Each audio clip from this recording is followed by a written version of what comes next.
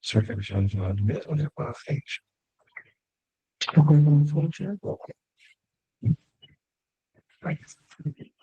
Traz o notebook para aqui.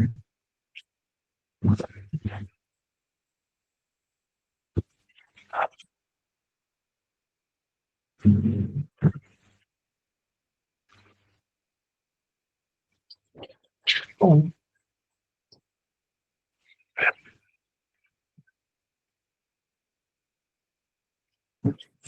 então vamos pensar, né? Boa noite, pessoal. Também os que nos acompanham de casa. Iniciemos em nome do Pai, do Filho e do Espírito Santo. Amém. Vinde, Espírito Santo, e Jesus faz como nós. Esperemos.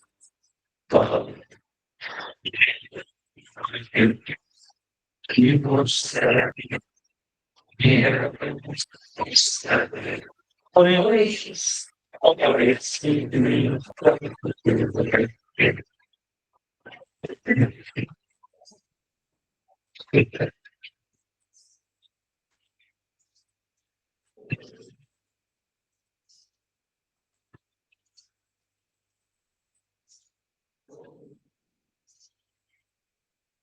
Ave Maria.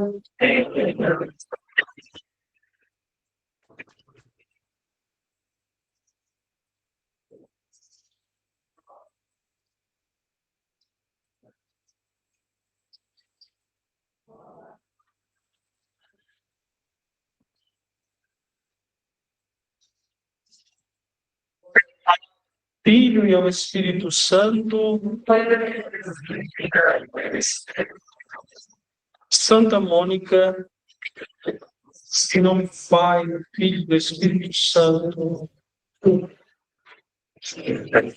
Bom, a nossa disciplina, como na última aula eu havia dito, ela se divide em dois temas. Primeira temática da pneumatologia, ou seja, da ação do Espírito Santo, e enquadrar o Espírito Santo no seio da Santíssima Trindade. É a primeira temática da nossa disciplina. Depois, nós iniciamos uma outra disciplina que é chamada Antropologia Teológica. Antropologia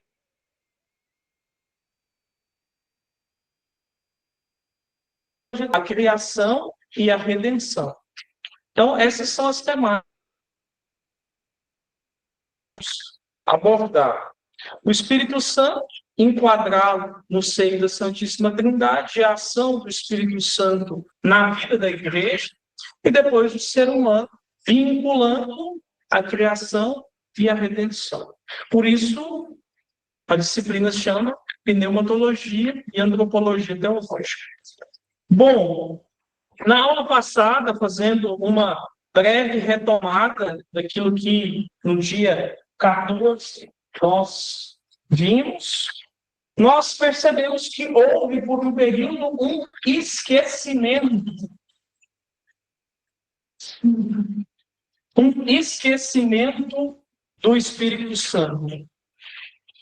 Um esquecimento do Espírito Santo. Por quê? Porque o Espírito Santo ficava um tanto quanto deslocado. Deslocado naquilo que chamamos de trindade, na aula passada, trindade econômica. O Espírito Santo fica deslocado dentro do contexto da chamada trindade econômica. O que é a trindade econômica? Como vimos, é a ação de Deus que se revela na história. A ação salvífica divina, a ação da Santíssima Trindade na história da humanidade. Por que o Espírito Santo ficava deslocado? Porque ao Pai nós atribuímos a criação. Ao Filho, a salvação, redenção. E o Espírito Santo? Qual é o papel do Espírito Santo na economia salvífica? A santificação. Mas isso não era tão claro. ao longo da história. Então, por um tempo, houve um esquecimento do Espírito Santo, e às vezes até mesmo uma certa negação da divindade do Espírito Santo. Negação da divindade.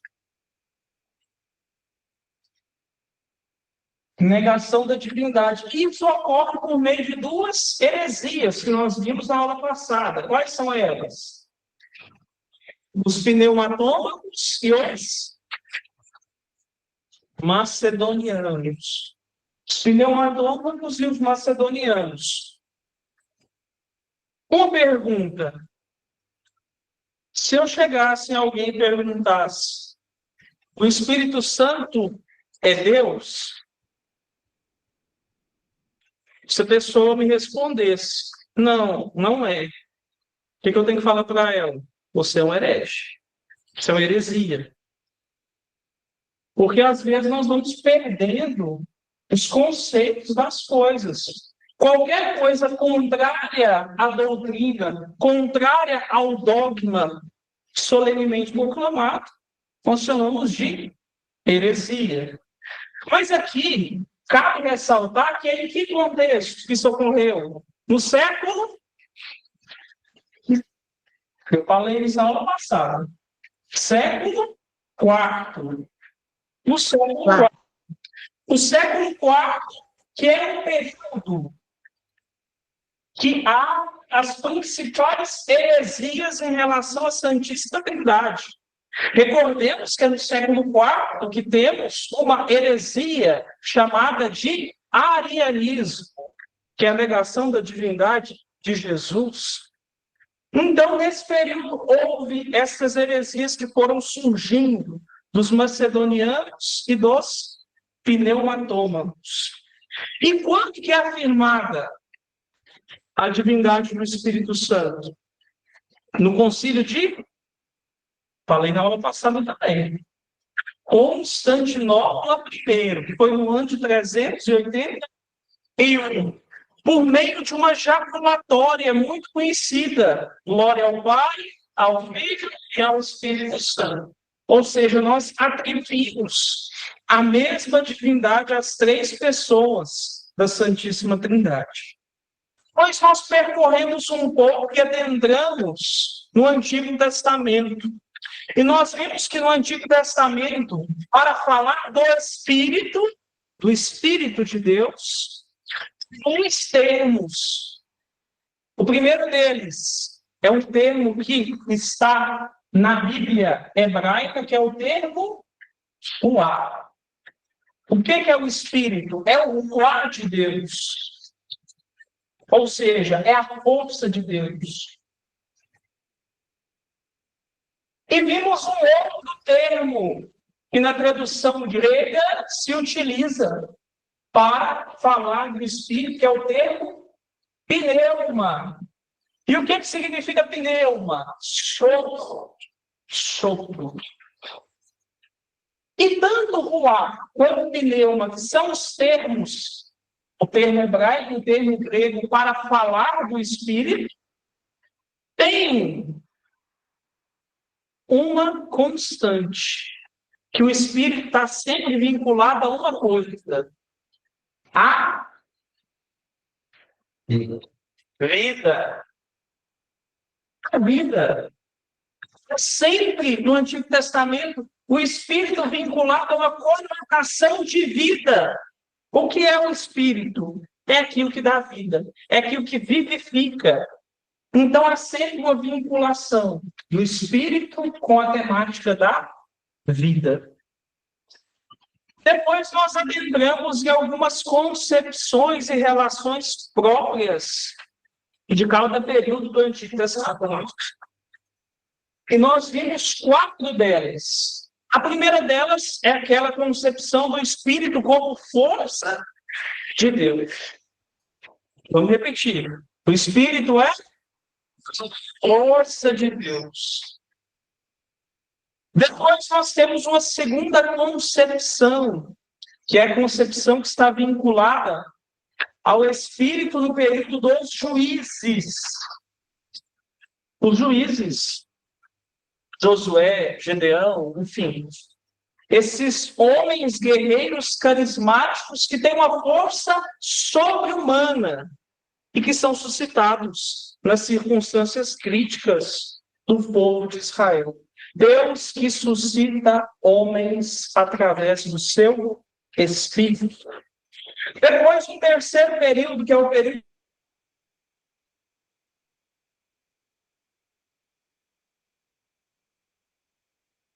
missão de profeta. Está na apostila também. O profeta é um canal de comunicação de Deus aos. Recordemos de uma frase característica do Novo Testamento, um elemento que chamamos, imagino que vocês já viram ou vão ver, um elemento que chamamos de fórmulas de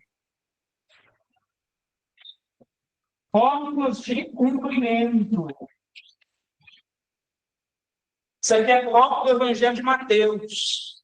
Então, quando vocês estiverem estudando o Evangelho de Mateus, vocês podem perguntar ao professor: professor, o que é uma fórmula de cumprimento? Ele vai responder: fórmula de cumprimento é um recurso literário apropriado pelo evangelista Mateus para indicar que as profecias do Antigo Testamento foram cumpridas em Jesus. Então, vezes na fórmula de cumprimento se utiliza e Deus falou pela boca do profeta. Por isso, o profeta é um canal de comunicação de Deus aos homens. O profeta é aquele que é guiado pelo Santo Espírito de Deus. Por fim, nós falamos dos escritos sapienciais. Os escritos sapienciais que traduzem a sabedoria num termo, que é o termo sabedoria. Qual é a imagem que nós temos do Espírito? O que é o Espírito de Deus? Como que o Espírito se manifesta? Na sabedoria. A imagem do Espírito que é representada na sabedoria. E assim nós perpassamos todo o Antigo Testamento, com as concepções específicas de cada período. Nós, então, chegamos a duas conclusões na aula passada. Quais são elas?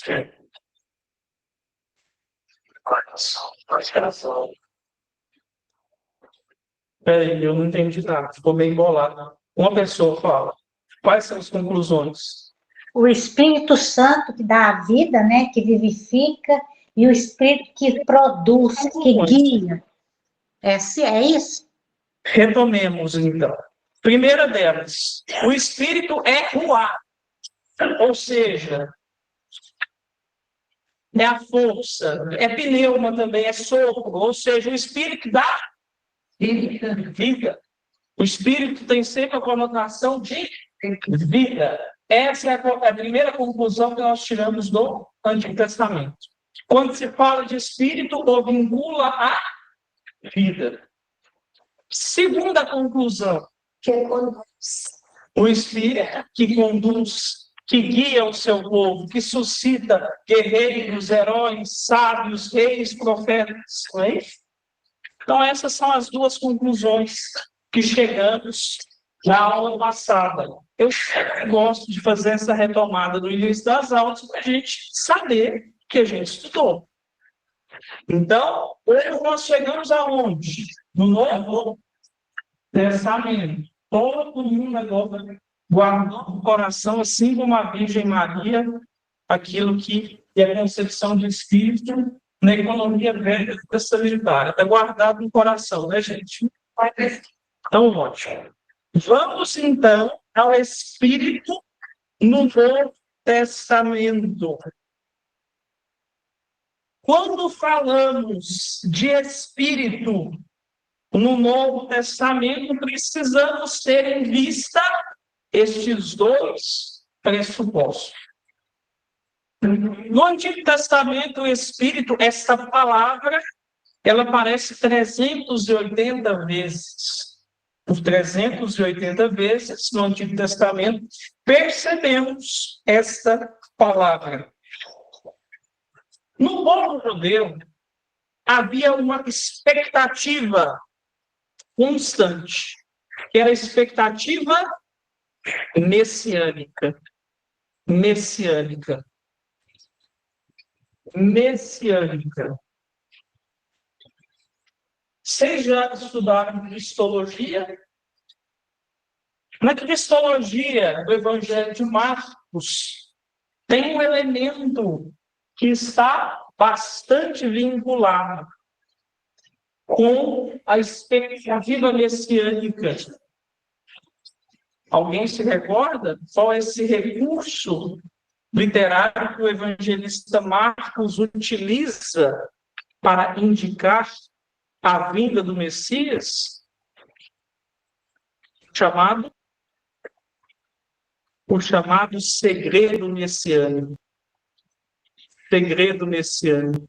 Embora essa não seja uma temática da aula, é importante entendermos este conceito de segredo messiânico. Por quê? Por vezes ouvimos no Evangelho Jesus operando um milagre, operando uma graça, e diz: não conteis. Ou seja, parece que Jesus não quer que os milagres que ele opera, que as maravilhas que ele realiza, sejam anunciados. Aparentemente, isso parece curioso, mas ao estudarmos a teologia do Evangelho de Marcos, percebemos este elemento que é o chamado segredo messiânico. Essa precaução de Jesus para não ser interpretado em chave política nacionalista. Porque o povo de Israel esperava um Jesus segundo, um Messias segundo aquilo que Jesus revelou. Não. O povo de Israel esperava um Messias guerreiro, justiceiro, que iria libertar pelo poder da força, da espada. E Jesus contraria completamente a expectativa do povo de Israel. Por isso, esse recurso pedagógico literário do evangelista Marcos, para que Jesus não seja interpretado em chave político-nacionalista. Então, por isso que sempre percebemos essa atitude do evangelista, no Evangelho de Marcos, especificamente, de Jesus dizer: não conteis, não anuncieis. A precaução de Jesus. É justamente porque no povo de Israel havia uma expectativa messiânica. Esperavam um Messias. Esperavam um Christos. Christos. O que significa a palavra Cristo? Ungido. Ungido. E Jesus, há um elemento que marca a sua unção, que marca a sua assinalação como Messias. E o Espírito Santo tem um papel importantíssimo. Qual é essa festa? O batismo. O batismo. Então, nós percebemos a ação do Espírito Santo que, embora o Espírito apareça no contexto da encarnação, todo mundo concorda com isso. Isso basta ler o prólogo de João. Mas o Espírito tem um papel fundamental dentro do contexto do batismo do Senhor. Vamos ler a passagem de Marcos, no capítulo 1, de 9 a 11. Está aí na nota de rodapé da apostila. Para nós facilitar a vida dos alunos, está na nota de rodapé. Aconteceu naqueles dias que Jesus veio de Nazaré, na Galileia, e foi batizado por João no rio Jordão. E logo de subir da água, Ele viu o céu se rasgando e o Espírito, como uma pomba, descer até ele. E uma voz veio dos céus: Tu és o meu filho amado, em ti me comprazo. Ou seja, nós percebemos a presença de toda a Santíssima Trindade. A imagem do Espírito representada como pomba. Jesus no Rio Jordão, que acabara no contexto do batismo. E do céu uma voz que dizia: Tu és o meu filho amado, em ti me comprazo. Então nós percebemos a presença da Santíssima Trindade dentro desse contexto. E a imagem do Espírito Santo como pomba, como mensageiro, como o enviado. O Espírito que é enviado, é o enviado de Deus. O Filho, o Cristo. O que caracteriza uma missão dentro do contexto bíblico é a unção. Ele foi ungido por quem? Pelo Espírito. Eis a imagem, a teologia que está por detrás desta festa do batismo do Senhor. E finaliza e conclui o período litúrgico do Natal. Então, nós percebemos este contexto específico do batismo do Senhor. E aí, meus caros, na prova, eu vou perguntar para vocês vão perceber qual o evento fundamental dos evangelhos sinóticos para falar da presença do Espírito? Isso vai estar lá na prova. Batismo do Senhor. Então, todos guardem. E, neste dia, nessa hora, eu falei que o evento fundamental que marca nos sinóticos, a presença do Espírito é o batismo do Senhor. Depois nós temos um grande escritor chamado o apóstolo dos gentios, que é São Paulo. São Paulo fala do Espírito 146 vezes em suas cartas.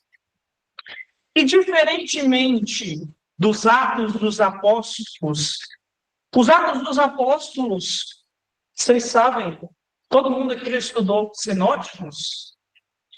Ou está estudando? Já estudou? Alguns já estudaram, outros ainda não. Quando vocês estudarem sinóticos,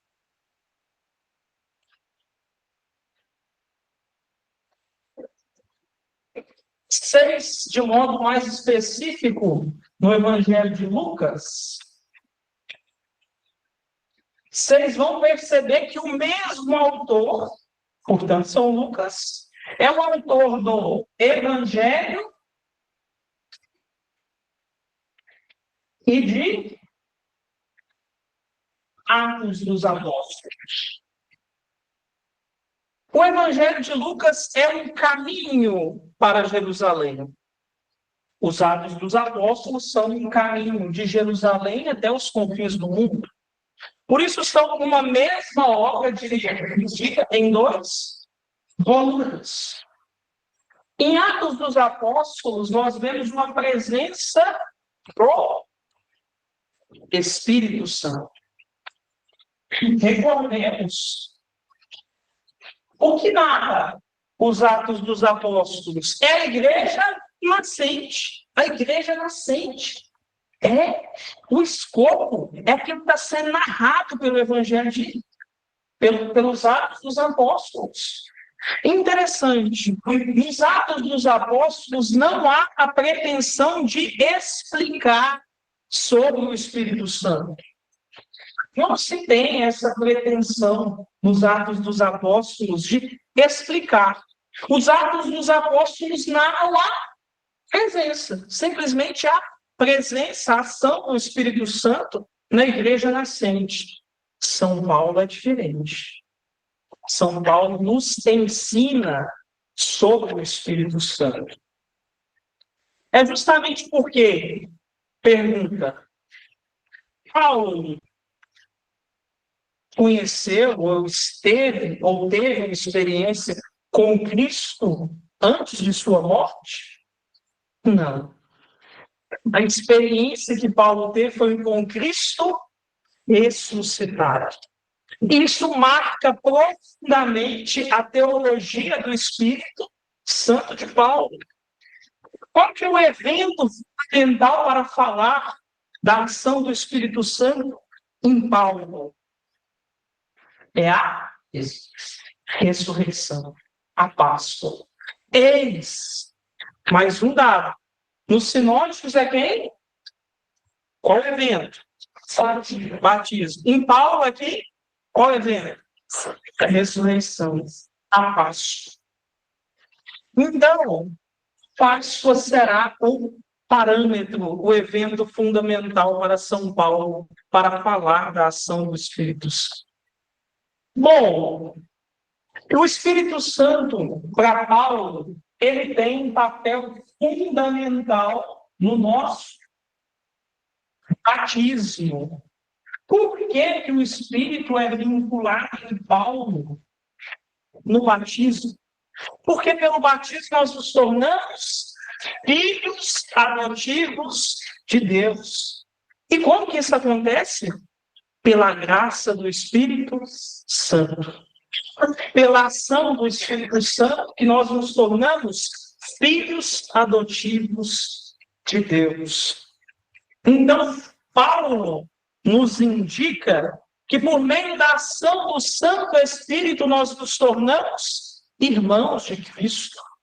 Olha a dignidade que recebemos no batismo, dignidade de filhos de Deus, morada da Santíssima Trindade, templo vivo do Espírito Santo, configuração total a Jesus, configuração como filho, de modo que Deus olha para mim e vê Jesus.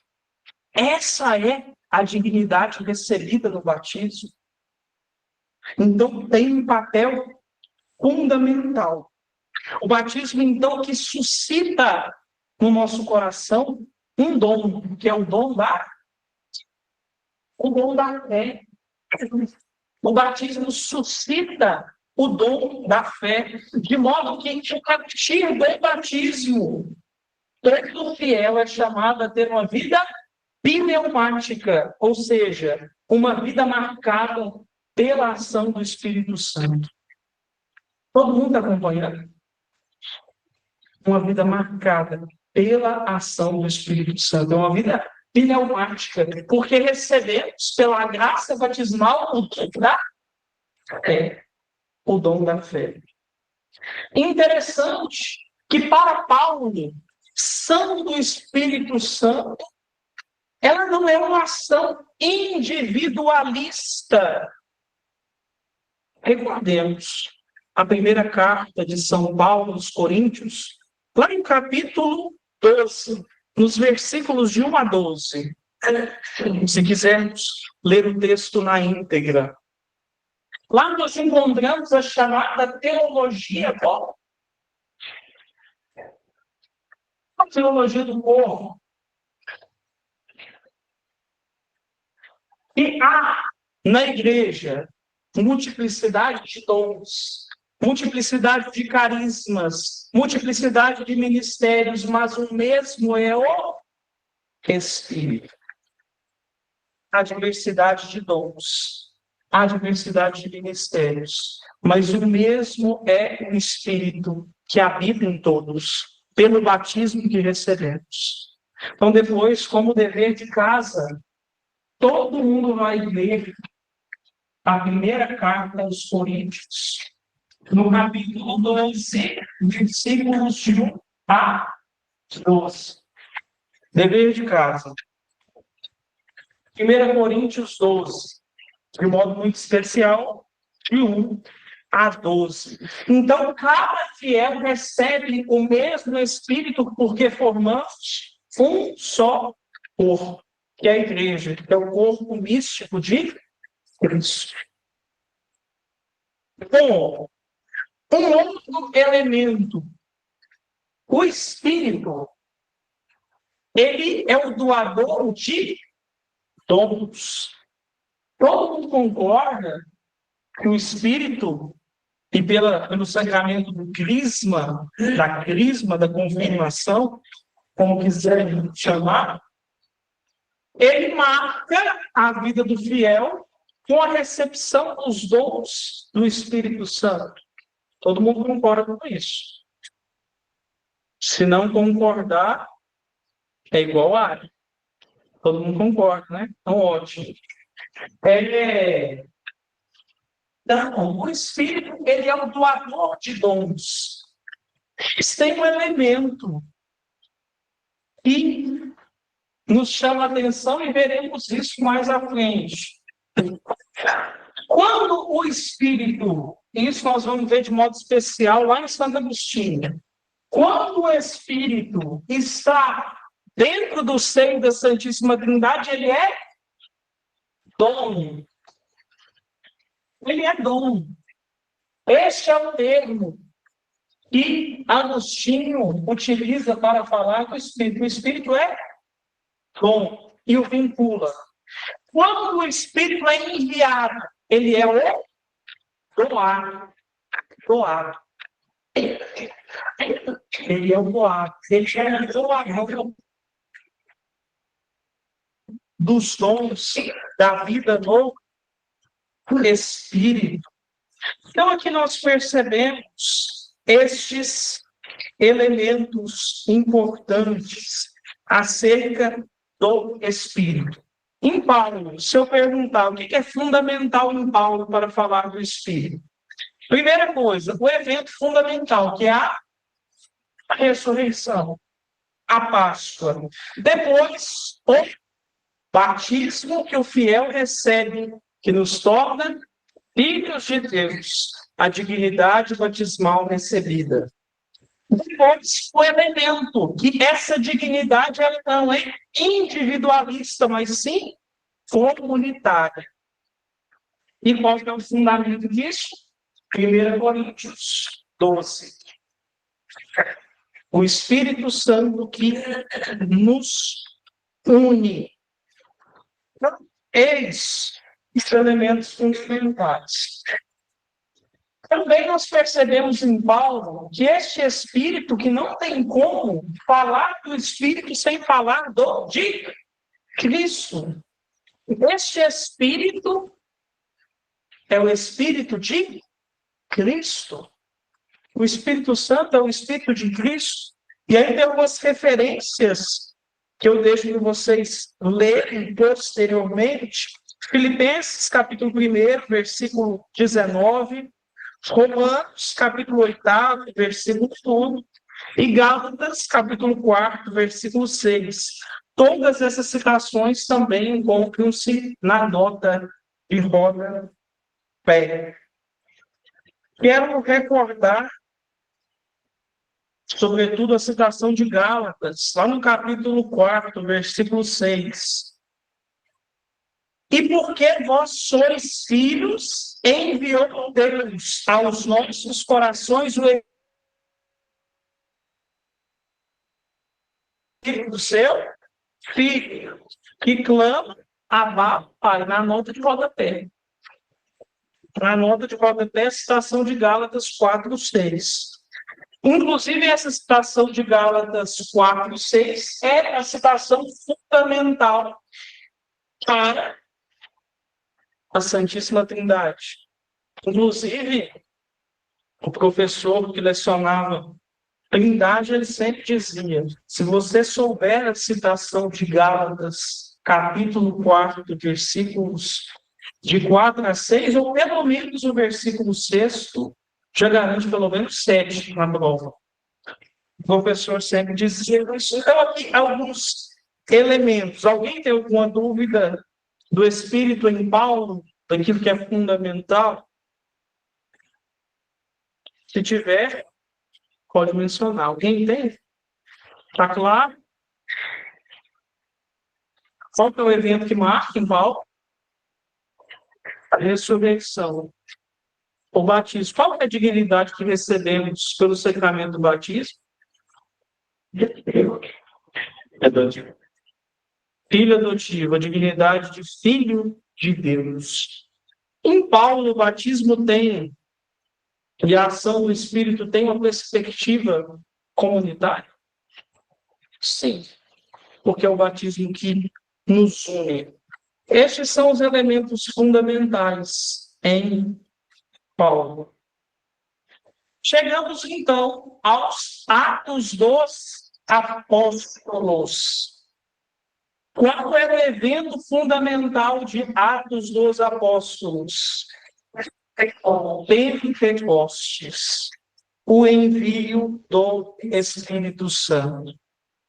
Então, e essa imagem, ela é belíssima.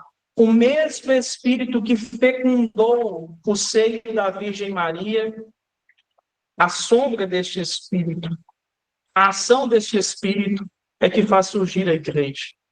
Então, o Espírito que desce sobre Maria, no contexto da Anunciação, é o Espírito que desce sobre os apóstolos e a Virgem Maria, reunidos no cenáculo, e faz surgir a igreja. Por isso, o evento que marca os Atos dos Apóstolos é o Pentecostes. Então, é o Espírito Santo que é derramado no evento de Pentecostes, que anima os apóstolos a anunciarem o Evangelho até os confins do mundo. Este Espírito Santo derramado é justamente o princípio dinâmico, vital, que impulsiona a igreja pelos caminhos da missão. Então, é impossível falar da igreja desvinculando-a da ação do Espírito Santo. Nós veremos mais à frente isso, nós encontramos numa carta encíclica chamada Divinum, do Papa Leão XIII, que ele vai dizer o seguinte, que se Cristo é a cabeça da igreja, o Espírito Santo é a sua alma. O Espírito Santo é a sua alma.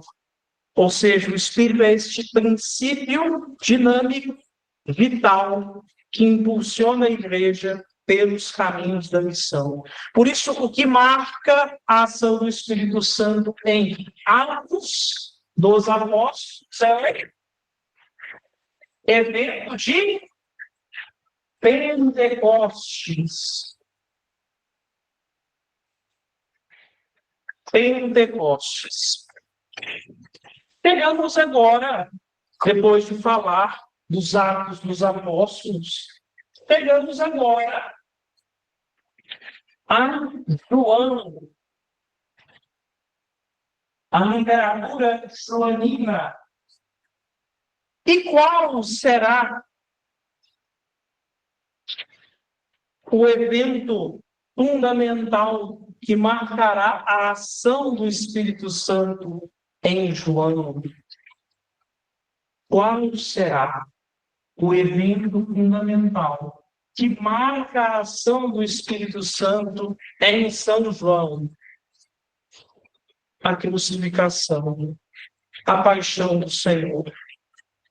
Recordemos o que Jesus diz dentro do contexto da paixão: Pai, em tuas mãos entregue meu espírito.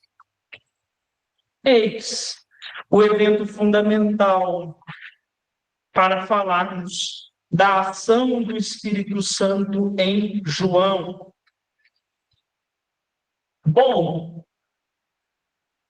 ao meditarmos e falarmos disso, cabe ressaltar que o Evangelho de João, as suas cartas, foram escritas para combater um pensamento, o pensamento gnosticista.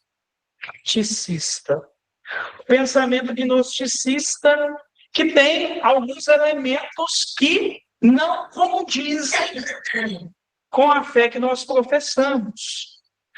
Primeiro deles, o dualismo. Para os gnosticistas, há duas forças que têm uma equivalência: bem e mal. Então, na concepção gnóstica, há duas forças que têm uma equivalência: bem e mal. Mas essa é a concepção que nós temos? O mal tem equivalência de bem? Tem a mesma força do bem? Não. E nós encontramos essa resposta em Agostinho. O mal não é o contrário equivalente de bem. O mal é a ausência de bem. Então, para combater o gnosticismo, essa concepção gnóstica, que João escreve e anuncia o seu evangelho, o evangelho de Jesus, que tem este escopo. Além disso, o gnosticismo encontra também um outro elemento, além do dualismo, que nós chamamos de docetismo. O que é docetismo, gente? A palavra docetismo, ela vem do grego dokel. Dokel. E qual é a concepção? E qual é o significado deste termo grego? O significado deste termo grego é aparência. Aparência. Então, o que o docetismo vai afirmar? Que Jesus não sofreu.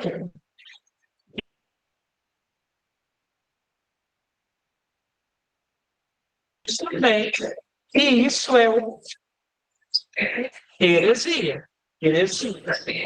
Então, o gnosticismo tem essas duas concepções: a concepção docetista e a concepção dualista. Por isso, São João escreve, então, o seu evangelho, indicando que tudo é transformado pela encarnação. Na encarnação, tudo foi transformado. Por quê?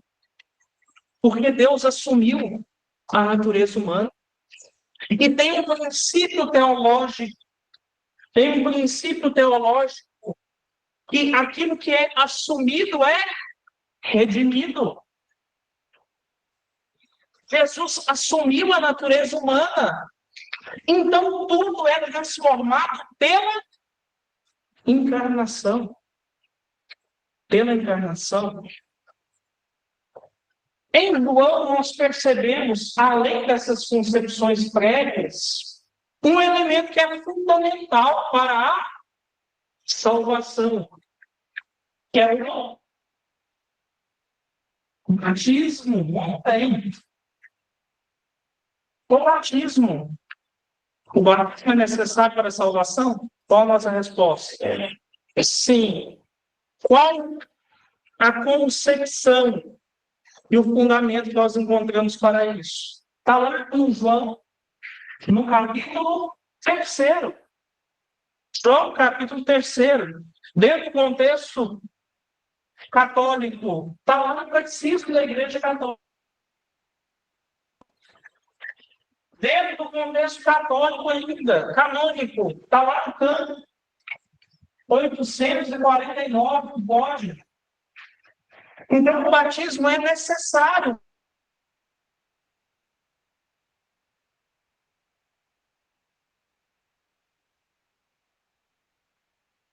João, no capítulo 3, o diálogo de Jesus com Nicodemos.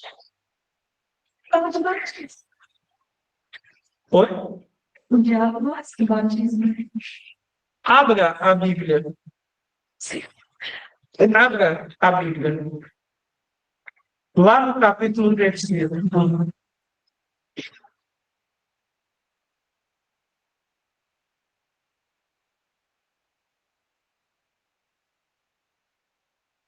Capítulo 3.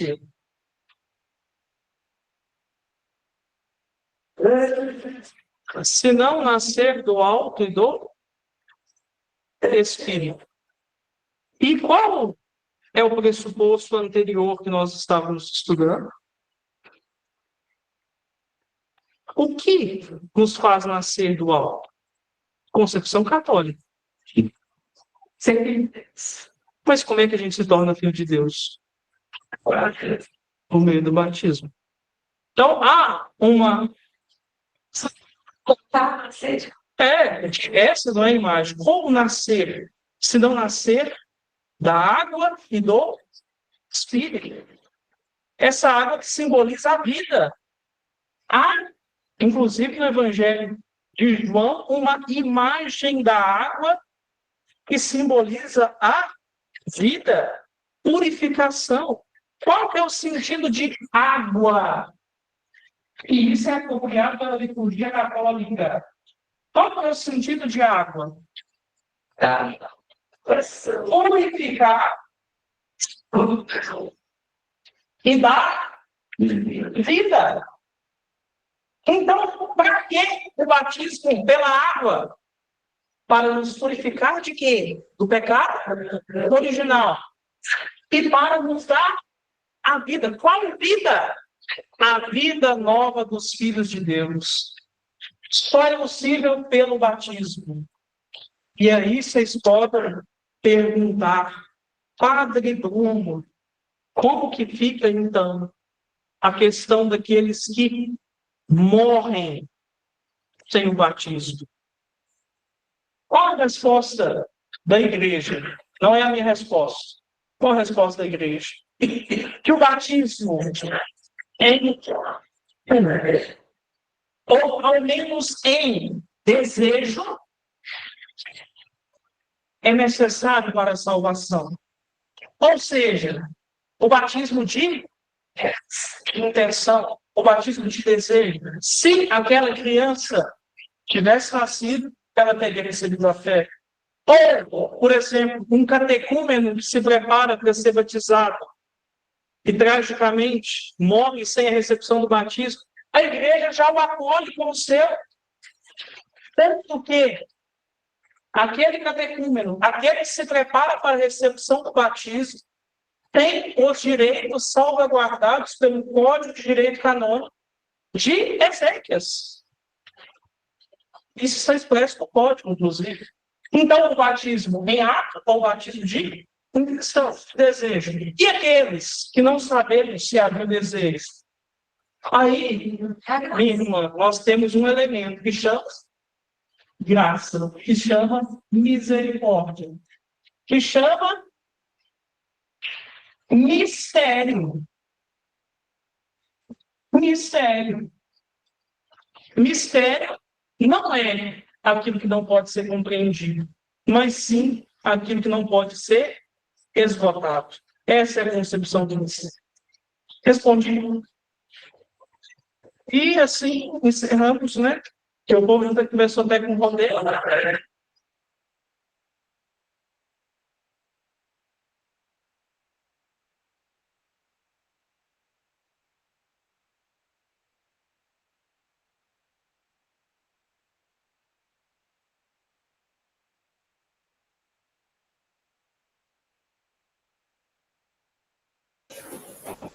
Pessoal de casa, boa noite.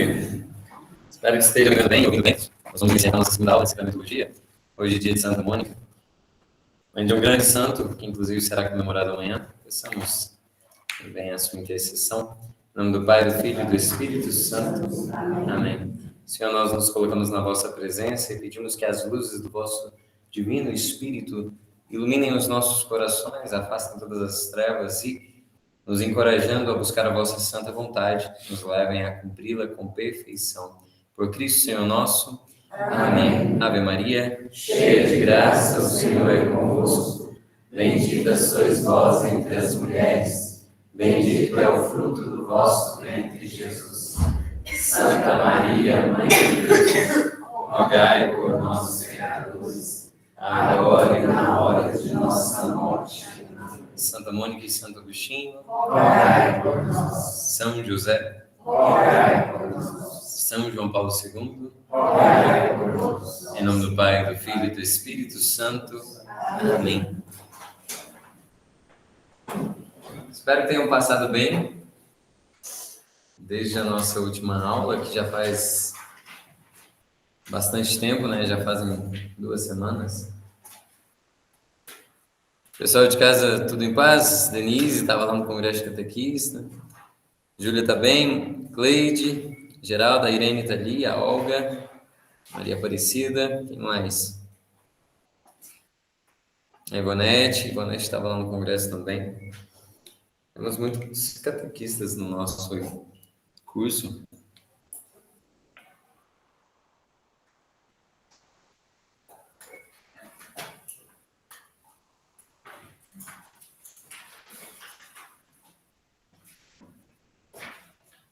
Tá embaçado, não estou enxergando, não. Exato, estou caprichando aqui para ver se o preto ressalta. E alça.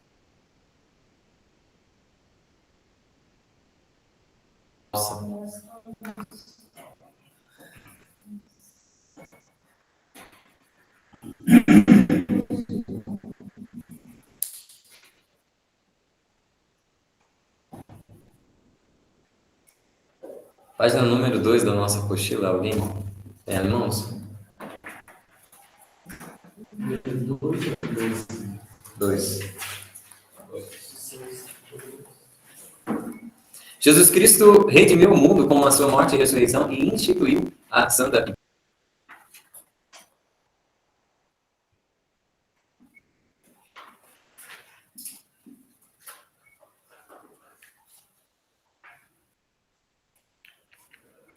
para levar a salvação por ele conquistada a todos os homens, de todos os tempos e lugares, até que ele volte. Jesus, ele se encarna para realizar na história humana a sua obra de salvação. Mas como é que os frutos da salvação poderiam ser comunicados a toda a humanidade, até mesmo aqueles que viriam depois de Jesus Cristo? Perfeito.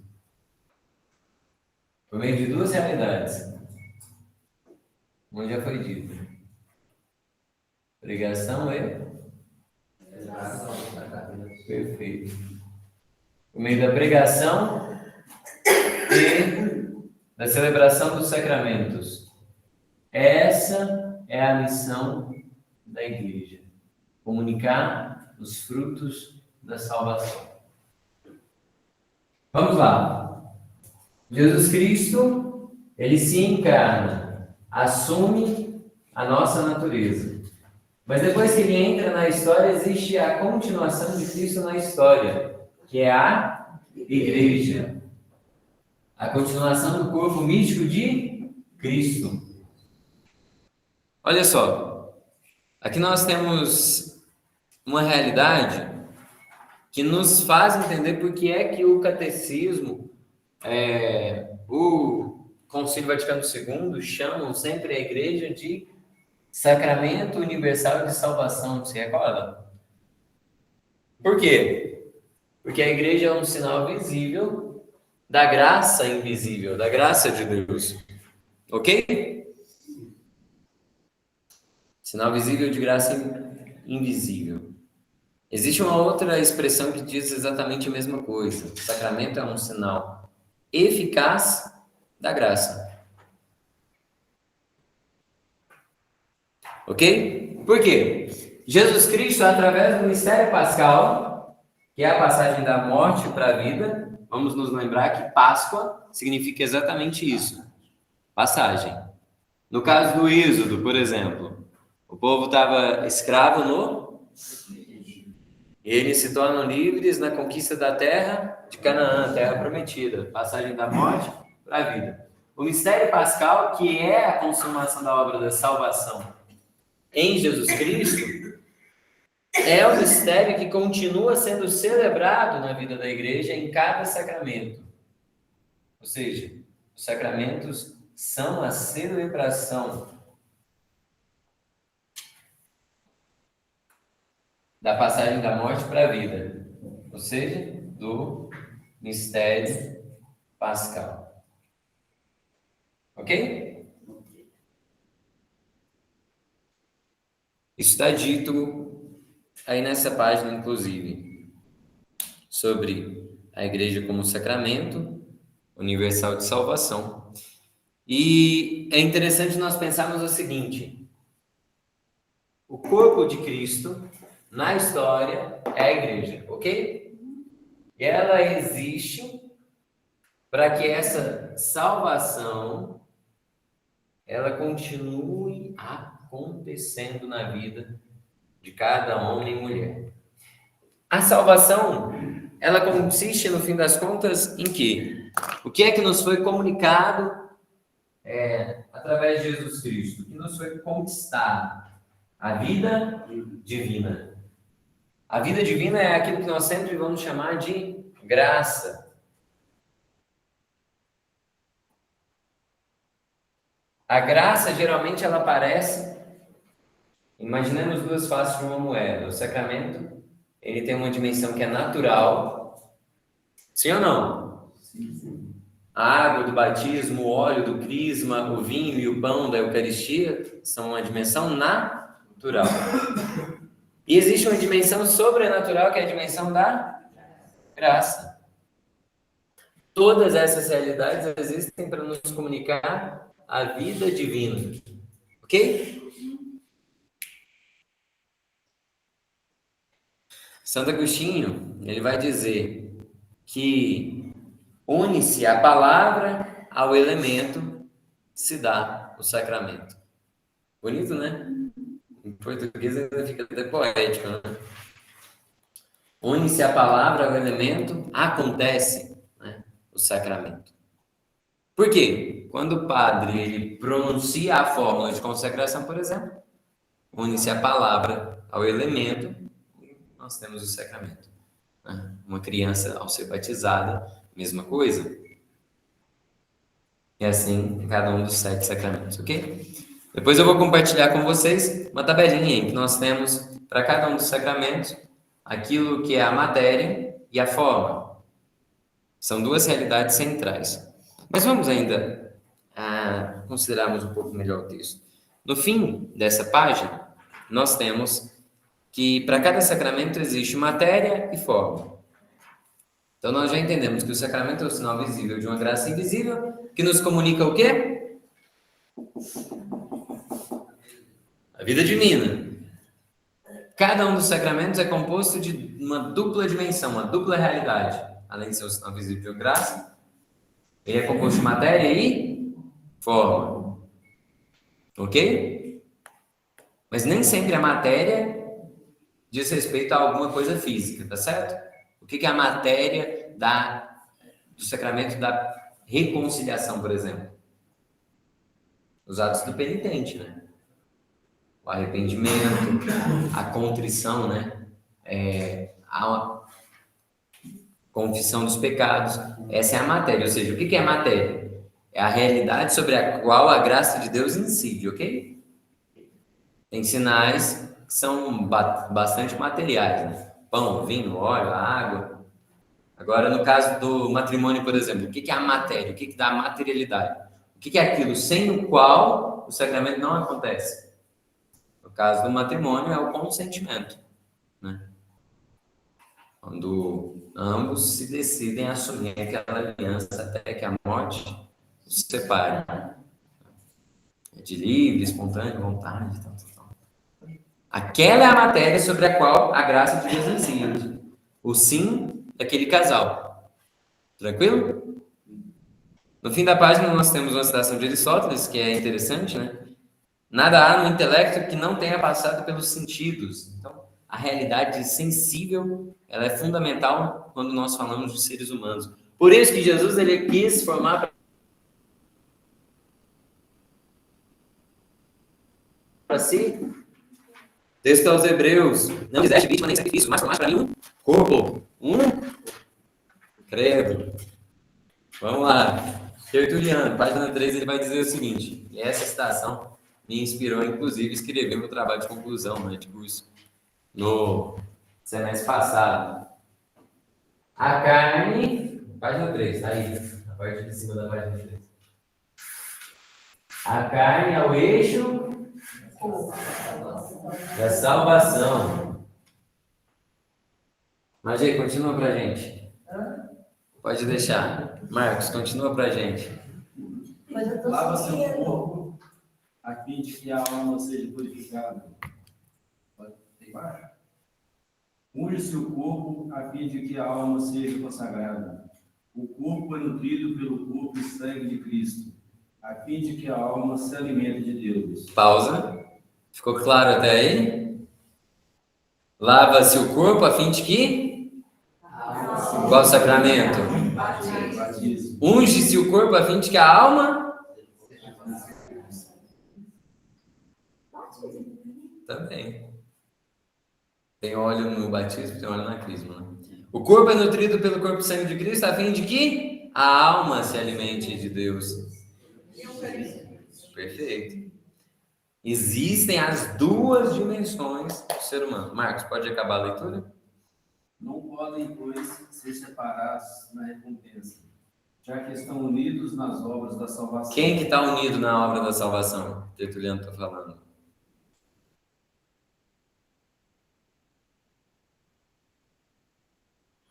Cristo e Deus.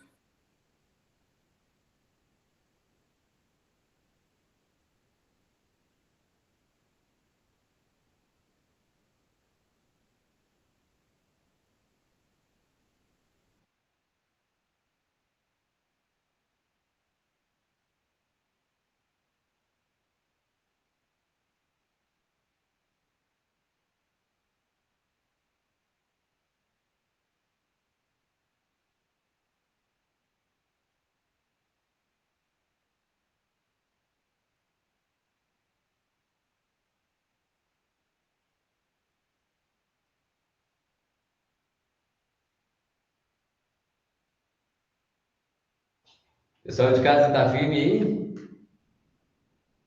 Eu estava dizendo que a dupla realidade é a do corpo O e da meu tá alma. dando uma falhinha, mas é a internet. Não, é que alguém... Enfim, já resolvi. Vou explicar.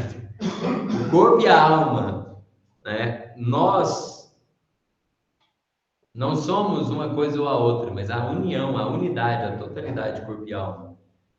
Então, o Tertuliano está defendendo nessa última frase o quê? A doutrina que aparece lá no credo, no símbolo apostólico. No fim, creio no Espírito Santo, na Santa Igreja Católica, na comunhão dos santos, na remissão dos pecados, na...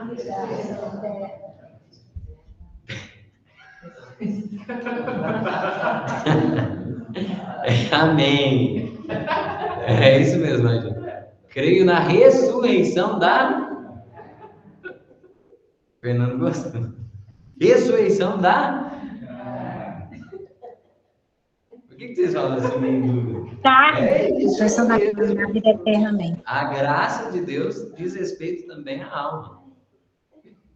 Não é o que está aí entre parênteses. O livro chama Sobre a Ressurreição da Carne. Oh, meu Deus. O pessoal de casa não vai entender, né? Perdão. Pessoal, Badia, você pode ler para a gente o segundo parágrafo? Lê bastante alto. Os sacramentos agem Ex opere operato. quer dizer, pela força do próprio rito, independente da santidade do ministro, Repete isso. pela força do próprio Espírito, independente da santidade do ministro. Pode continuar. Em outras palavras, é Cristo quem ministra todo e qualquer sacramento, pois ele é o único sacerdote do novo testamento. Os demais ordenados são seus ministros, como diz São Tomás de Aquino. Quantos sacerdotes ou quantos sacerdócios existem? Um. O de quem? O de Jesus Cristo, nosso Senhor. Mas, Caio, existem no mundo, né, milhares de padres, só no Brasil, mais de 12.000 sacerdotes. Como assim só existe um sacerdote? Como assim só existe um sacerdote? Todo sacerdote participa de um único sacerdócio, que é o de Cristo. Isso faz sentido, sim ou não? Então, o que é que esse Agora faz. parágrafo acabou de nos ensinar? Que se uma missa de um padre ou uma missa de um outro padre, tem chance de a Eucaristia celebrada ser diferente? Por quê? Perfeito. Mas faz diferença um padre ser mais santo do que outro? Aí. Exatamente. Por quê? Os frutos que cada um vai colher são os mesmos? Não. Tá claro? Pessoal de casa, tranquilo?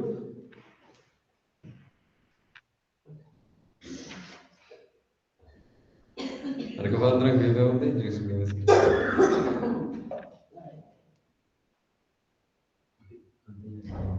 Davi, lê pra gente o próximo parágrafo.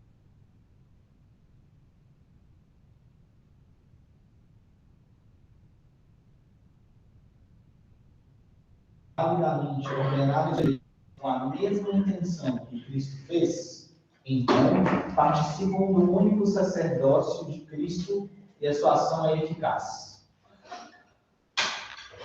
Repete pra gente essa última frase. Então participam do único sacerdócio de Cristo e a sua ação é eficaz. A eficácia deriva de quem? De Cristo. O sacerdote ele age em persona Christi. É na pessoa de Cristo. Não é por mérito próprio. Vamos lá. Os 7 sacramentos, eles foram instituídos por quem? Jesus Cristo.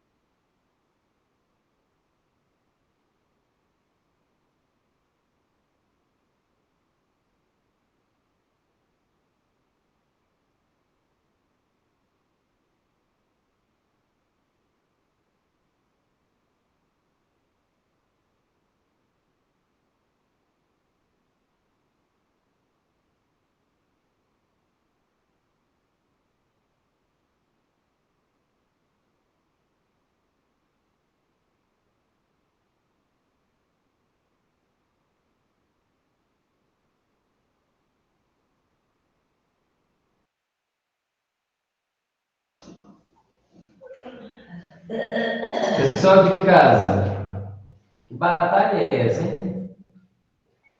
Vou te contar, amigo. Cada um tem uma habilidade diferente. Não, Denise, não é privilégio de quem tem a vida no campo. É para todo mundo agora. Caiu o meu bendito computador quis conectar na outra internet aqui, entendeu? Ok. Uma carinha curiosa. Vamos lá.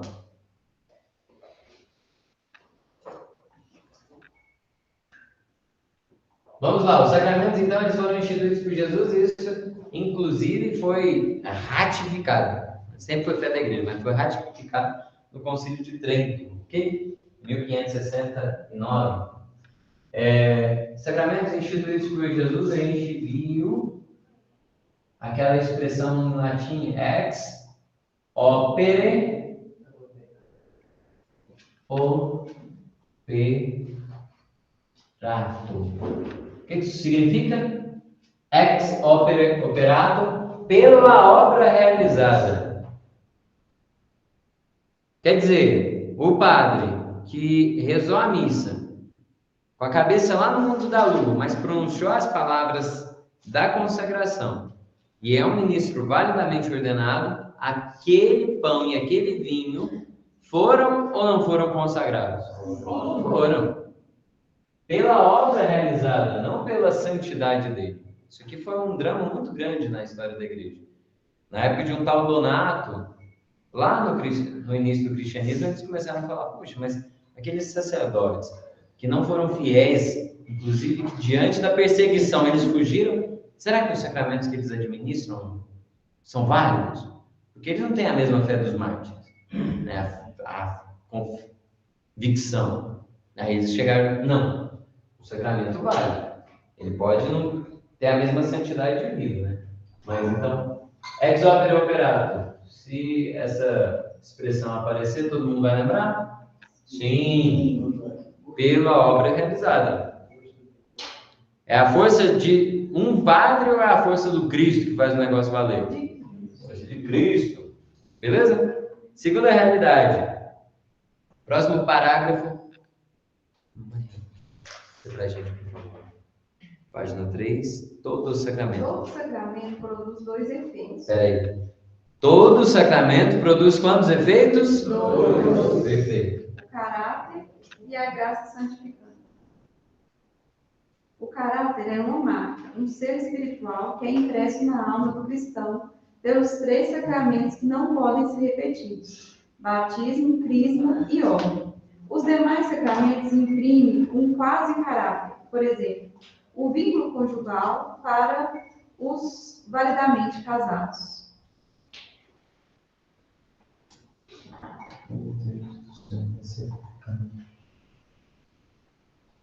Quais são os dois efeitos? Graças, caráter e graça santificante. Então nós vamos deixar aqui a graça e o caráter.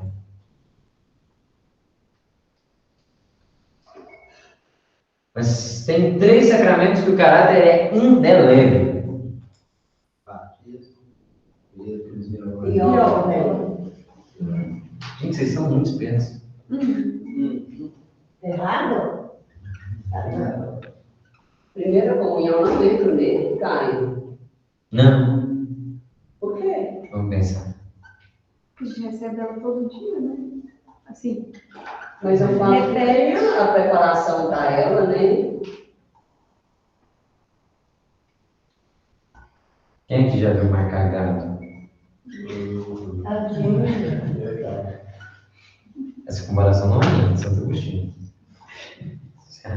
A gente achar que, nossa, que absurdo, está aí no texto, inclusive. Santo Agostinho comparava essa marca com aquela que era impressa nas ovelhas, no gado. O que é caráter? É marca, pertença.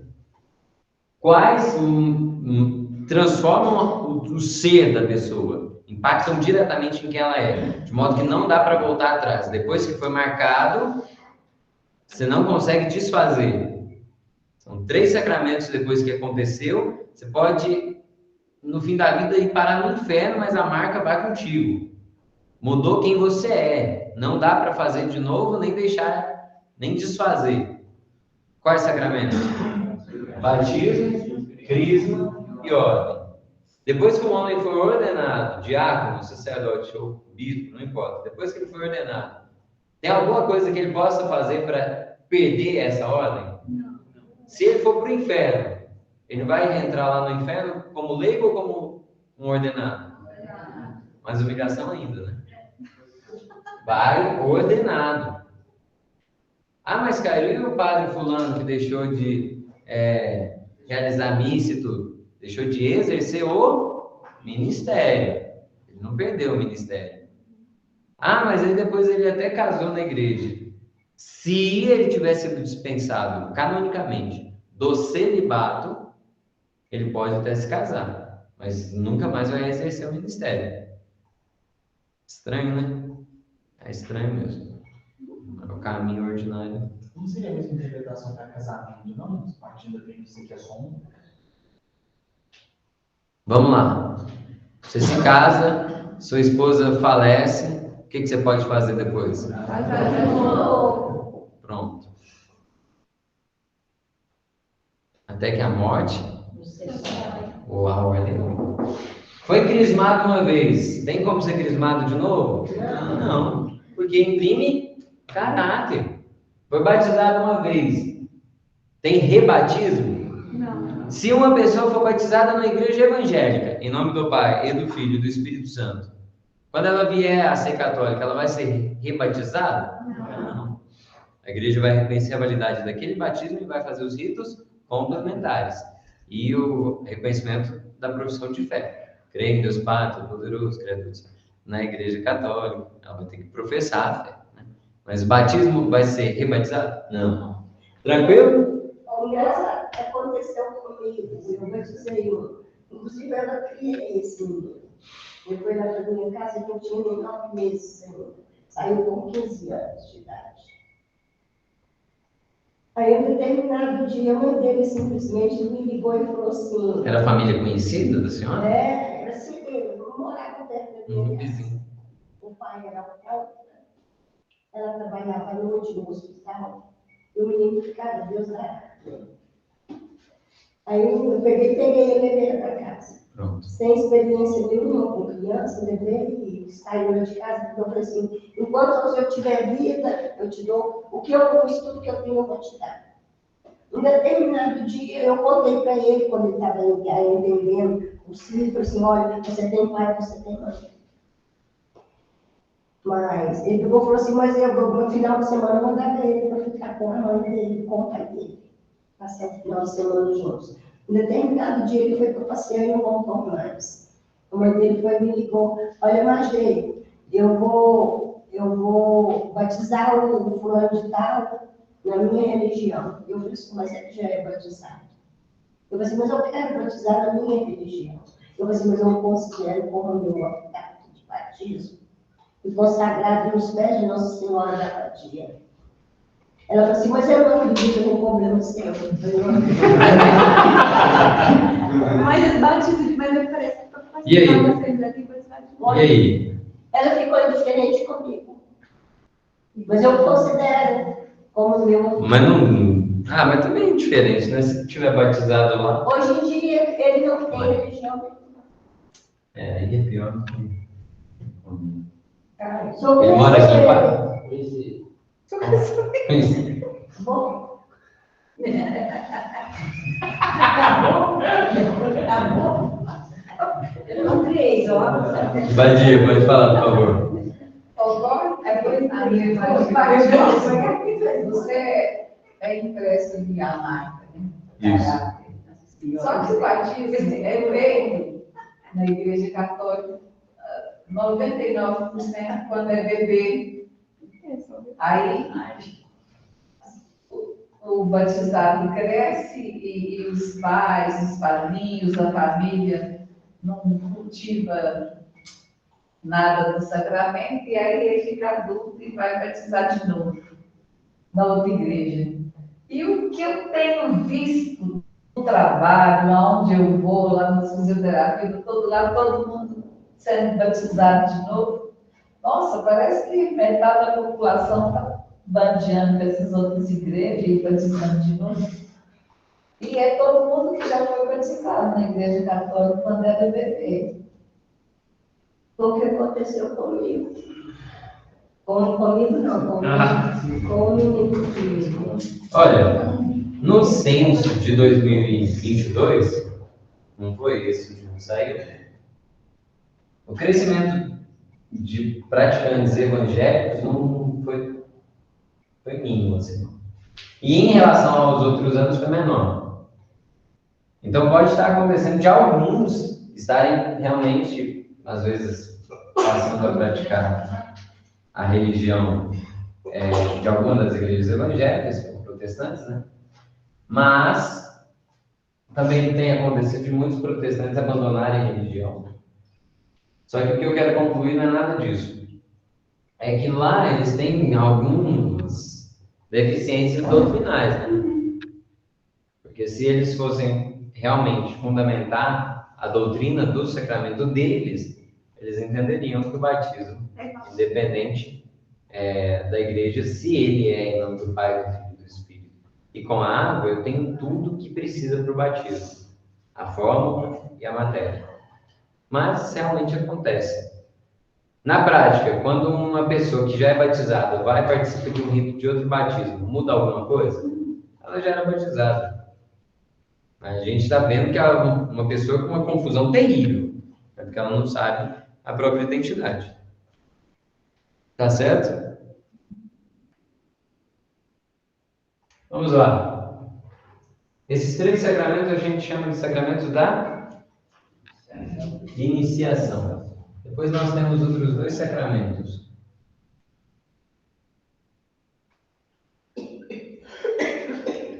Que são os sacramentos da Reconciliação. São os sacramentos da Reconciliação. cura.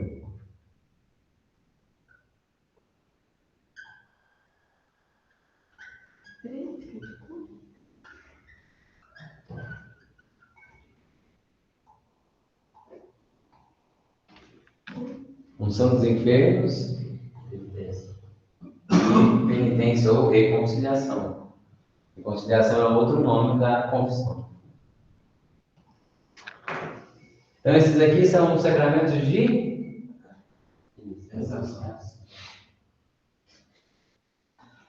iniciação. Como eram administrados no início do cristianismo? Nossa apostila explica. Os 3 em uma única celebração, ok? Batismo, crisma e a primeira comunhão, todos geralmente na celebração vigília pascal. No caso dos adultos, depois de 3 anos de catecumenado, ok? Ah, cara, e o batismo de crianças? Aí na apostila também a gente tem a explicação de que lá na parte do batismo, ok? Já era administrado a crianças, isso tanto na Bíblia a gente tem vários relatos, quanto no início do cristianismo já era defendido. Por que eu vou batizar uma criança se ela não tem consciência? Vamos lá, a gente falou que o batismo ele imprime caráter, sim ou não? Qual o caráter? Filho de Deus. Por que eu vou batizar uma criança? Ser filha de Deus. Ah, cara, mas e quando ela crescer, se ela não quiser ser mais católica? Ou se ela quiser confirmar a fé dela? Para que existe a crisma? Para isso. Antes eram todas administradas de uma vez. No caso, a maior parte era iniciado na fé quando adulto, ok? Mas existiam, por quê? Nós estamos falando de uma sociedade que era pagã, então é claro que a maioria seriam adultos para se converter, tá certo? Mas e os filhos deles? Aí já vão receber os sacramentos na infância. Existia uma época que a Eucaristia era administrada, inclusive, para crianças, depois passa um tempo sem, depois volta a existir comunhão, né, a partir dos 7 anos da vida. Quando surgem questionamentos sobre batizar crianças, eu acredito que a argumentação está muito mais favorável ao lado do nosso lado. Mas o que eu vejo do lado protestante, principalmente, questionar sobre a renovação do batismo na crisma, é que é feito normalmente em adolescentes. Se a pessoa seguir um fluxo normal de igreja, normalmente a crisma vai acontecer com 15 anos de idade. E o ponto é entender a complexidade e a teologia de Eucaristia, por exemplo, para um adolescente de 15 anos. Quando eu vejo alguém no meio evangélico falando, tem um mínimo, mas tem um pouco de sentido. Porque não é todo jovem de 13 a 15 anos que consegue entender realmente a importância de Eucaristia, de missa, Então, assim, a igreja acha que realmente é o momento certo, com 15 anos de idade, renovar as promessas do batismo, ou dependeria um pouquinho mais de maturidade do ser humano, com mais idade, experiência, sofrimento de vida, para entender isso? Eu entendo que, como se uma pessoa sabe mexer com o celular com 3 anos, mas vai entender as coisas que... Vamos lá. Primeiro ponto. O batismo torna filho de Deus. Segundo ponto. A Eucaristia me alimenta. Então, esse é o sacramento que me faz nascer para a fé. Esse é o sacramento que me faz crescer na fé, me nutrir até o fim da vida. E esse sacramento me fortalece na maturidade. Então, vamos lá. Batismo. Poderia ser quando criança. O sacramento da crisma hoje, de fato, com a idade que são crismados os nossos jovens, né, geralmente 13, 14, 15, 16, 17 anos, eles estão maduros? Não.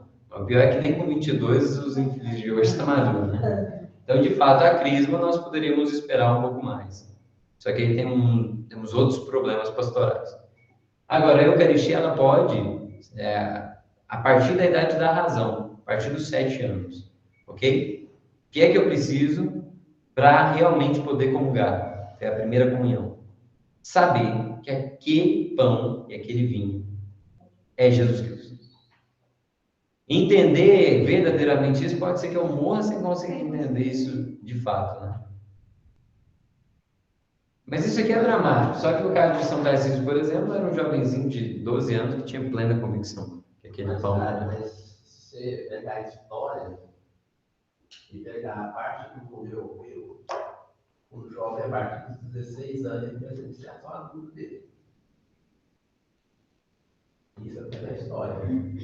Acontece o seguinte, nós estamos experimentando uma mudança que é muito recente. Ela acontece a partir de 2005 para frente, no máximo. Mas antigamente, alguém era a partir dos 16 anos. Sim, já tinha mais maturidade. Então é um problema que agora, para falar de maturidade, mas a gente está considerando uma maturidade real. Agora, alguém que está com 13 anos, 14, 15, já tem maturidade suficiente para falar: poxa, eu quero continuar na fé que os meus pais me ensinaram. Geralmente isso não acontece por uma falta de honestidade. A pessoa vai e faz a crisma porque ela quer ficar livre daquilo. E aí, no fim das contas, ela está fazendo um teatrinho, né? Aí é outra história. Não é um problema de compreensão, mas de caráter, às vezes. Não vou falar caráter porque é duro. Às vezes é um problema de... Não tem uma palavra para isso. Mas eu concordo contigo. Seria aquilo que a sociedade às vezes espera, se impõe, de uma dita família. Aí por isso que aí o jovem fala: eu vou crismar. Porque se eu não for crismado, ele está fora do padrão. Exato. A crisma e o batismo hoje adquirem um papel social. Um papel social. Não porque da fé, porque ele quer, né? Infelizmente. Não quer estar presente. Eu vou falar em palestra para a turma de crisma, por exemplo, eu insisto com eles o seguinte: vocês realmente estão conscientes do que vocês vão viver? Porque se não for para ser de verdade, isso aqui é um teatro, é melhor vocês ir embora, né? Aí você fica assim, tudo avançado. Mas vamos lá. Sacramento da iniciação, batismo, crisma e eucaristia. Esses aqui são os sacramentos da cura. Mas qual que é o sacramento da cura por excelência? Curioso. O que verdadeiramente lava além dos pecados que eu cometi? Penitência. O batismo. O batismo.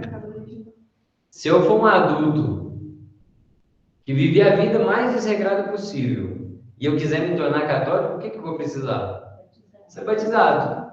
Lava do pecado contraído, que é o pecado original, e do pecado cometido.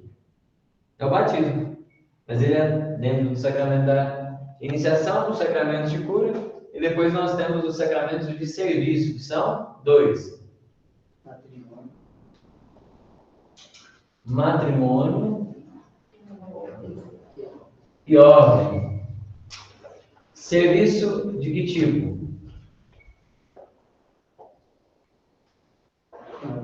Serviço à comunidade e, principalmente no matrimônio, serviço ao cônjuge. O marido é Cristo para a esposa e a esposa é Cristo para o marido. Isso é uma realidade sacramental. Por isso que o matrimônio é tão sério. Pessoal, então depois eu vou deixar para vocês uma tabelinha com a matéria e a forma de cada um desses. Só que não precisam se preocupar, porque quando a gente estudar cada um dos sacramentos, vai ficar mais claro, né, o que é que significa aquilo que é essencial em cada um deles.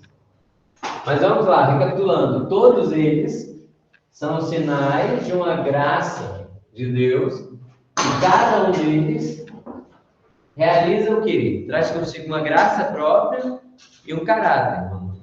Só que o caráter ainda leva, no caso do batismo, da crisma e da ordem. Pessoal de casa, tranquilo? Certinho. Tranquilo. Fala muito também da criação da família, onde que se envolve, porque quando é fundamentado na preocupação do início, é diferente a formação. Completamente. A fé, ela entra pelos ouvidos, como São Paulo fala, e o verdadeiro lugar de aprendizado dessa fé é a família. O catequista, ele tem poder de ajudar um pouquinho, mas é muito pouco. Comunidade, enfim. Pessoal, o que nós estudamos hoje está nas primeiras páginas da nossa apostila. Então, leiam pelo menos até lá na página 7, ok? Porque depois nós entramos em cada um dos sacramentos propriamente ditos. Tá certo? Por tudo que Deus fez, que Ele faz e que Ele fará, demos glória ao Pai, ao Filho e ao Espírito Santo. Em nome do Pai, do Filho e do Espírito Santo. Amém. Muito obrigado. Até a próxima. Obrigado, pessoal de casa. E aqueles que já quiserem adiantar o estudo, nós, na próxima aula, vamos mergulhar mesmo na realidade do batismo. Tá certo? Renan, você está lembrado do que eu te falei? Não. No início?